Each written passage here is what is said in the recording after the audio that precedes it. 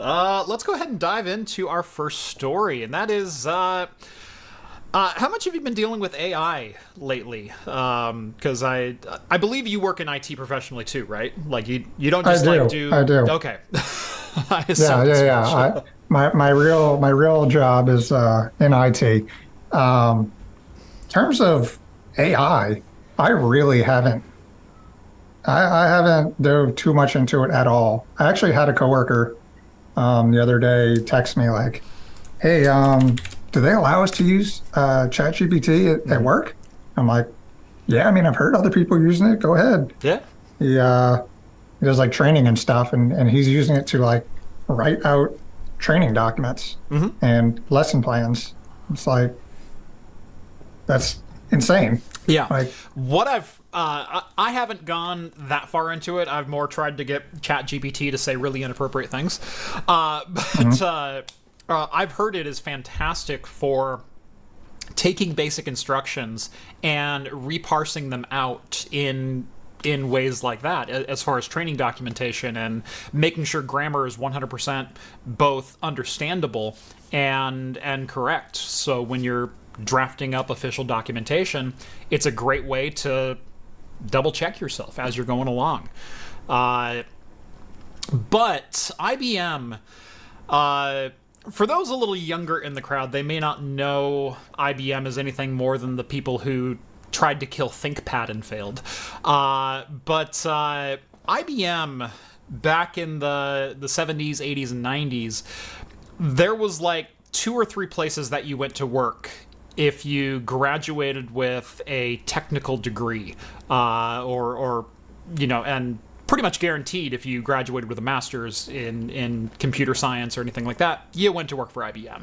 But it was Canon or IBM. They were two of the largest research institutions as far as technology and advancing things goes.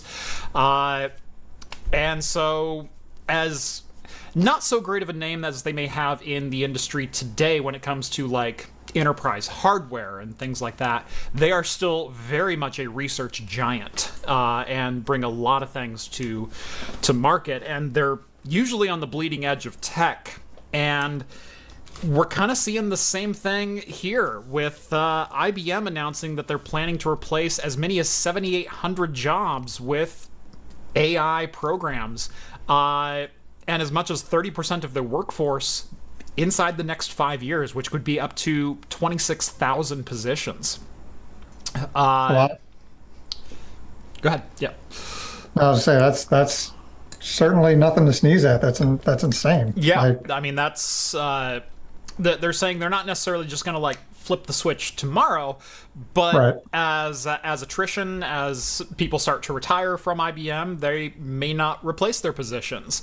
At the moment, it's a lot. They're considering a lot of like back office functions, so things like human resources or training, for employee ingest and things like that.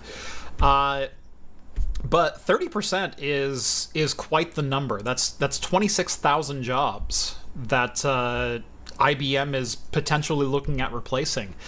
If you extrapolate that out to other companies with other similar roles, and as I mentioned, IBM is usually on the bleeding edge of things specifically like this. Uh, that's a lot of that's a lot of jobs. Uh, Yeah, 30% is that's you see like 30% of jobs being cut from a corporation, you're immediately thinking like, well, they're going under. Like that's a huge number. But right. to hear them say like, I don't want to simplify it too much by saying just AI, but like a program that Mm-hmm. is relatively new to go on a limb like this and say, yeah, we can replace about 30% of our entire Yeah. company workforce Yeah, with well, this. we'll start with the 5 or 7%, but it could be thirty Yeah, percent inside of 5 years. Who knows? It's, it's wild. right.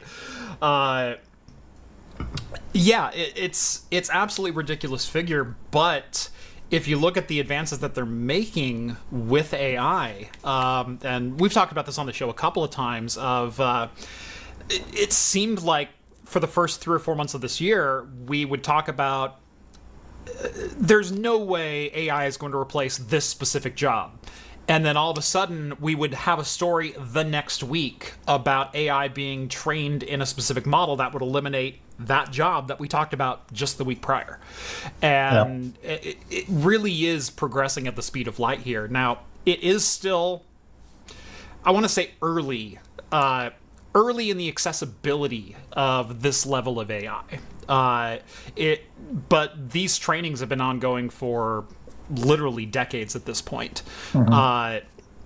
And they're reaching a point where they're finally coming to fruition, where a company can realistically look at automating some workflows that in the past they've relied on employees to do.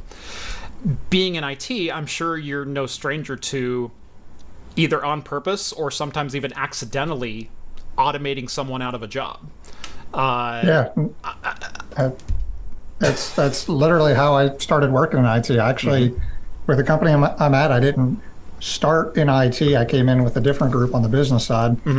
I had a degree in engineering, so started as an engineer. Right. And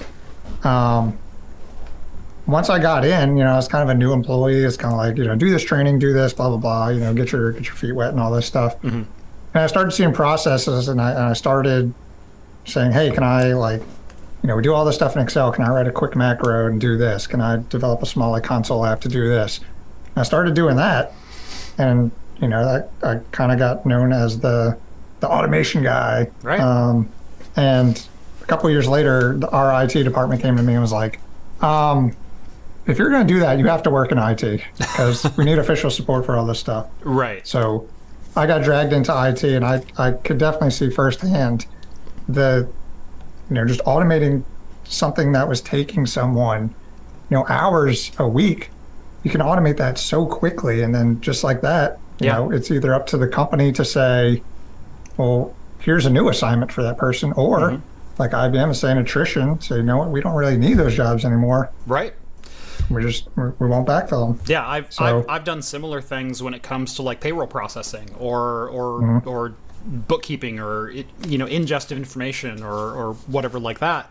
There were some times that a single person was sitting down with an Excel spreadsheet of new hires, and they would go line by line and fill in their information into the system and whatnot. And it's like, well, if you're in Excel, that's already a CSV, so why don't we just write a quick macro to take that and ingest it into our employee information system? And all of a sudden, you've got someone coming out of the office crying because they lost their job because you automated it. It's like, oof. I've lived both halves of this. I've gone can I make your life easier? And I've also seen I automated this to a point where that person doesn't need to be here anymore. It's a terrible feeling. Like a perfect world, you can automate and make things better, just like every person I feel like naturally wants to do. Nobody really wakes up wanting to do. If I had a thing that could automate, making my breakfast, changing my baby, doing all that, I would. So it's kind of natural. Well, eventually for people to want automation to do that themselves. But oh, that's the next firmware update, but that one's way down the road. But yeah, I feel like that's natural to want automation, and then when you see it in a workplace, it's up to the company once this work gets automated. Do you take your workforce and allocate them somewhere else? In a perfect world, it'd be nice, right.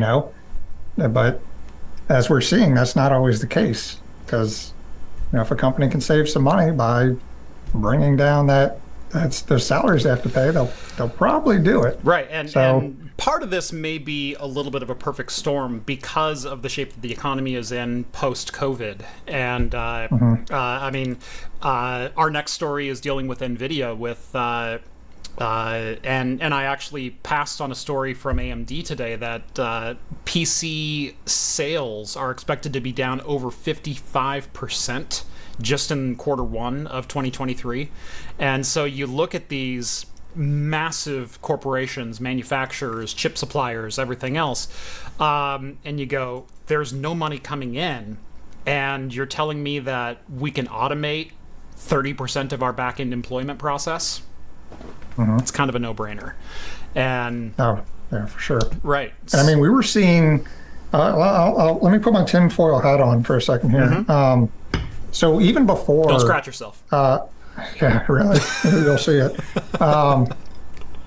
Even before the ChatGPT got huge, we were seeing, tech-wide layoffs in the entire tech industry. Yeah.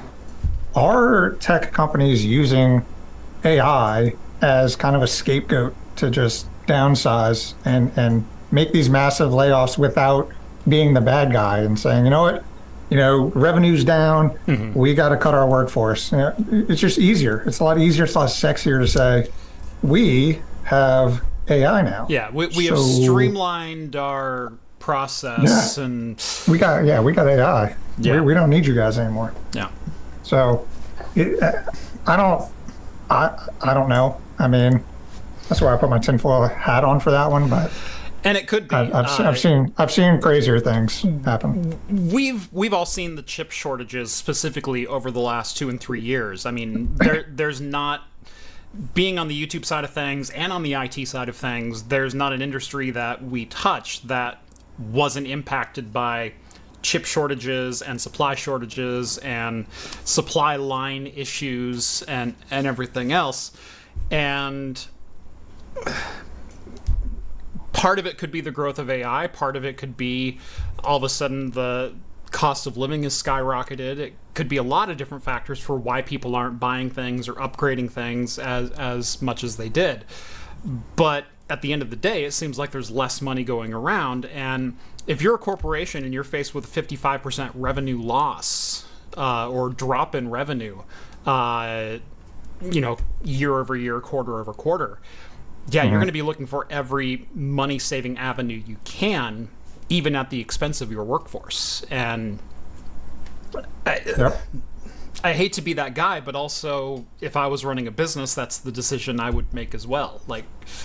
And no one likes it, but I mean, it's hard to argue against that. Yeah. Companies, 99% of companies exist to make money. They don't exist to essentially make sure you have a job or make sure this person's well off. Right. It sucks, but I mean, that's the nature of it. So like you said, when they see a cost cutting opportunity and something huge like AI come around, I mean, it's a no brainer. They're gonna do what they can to implement it. So yeah.